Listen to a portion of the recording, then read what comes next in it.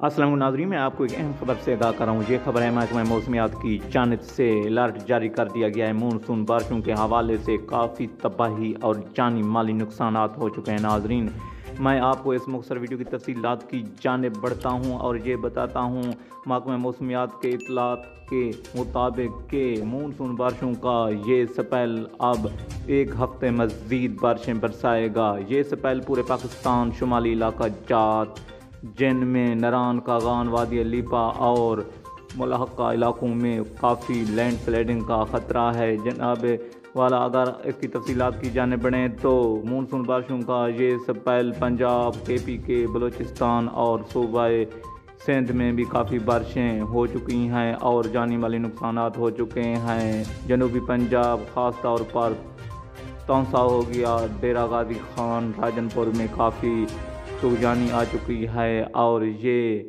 کافی حد تک رود کوہی کے پانی پورے گاؤں تباہ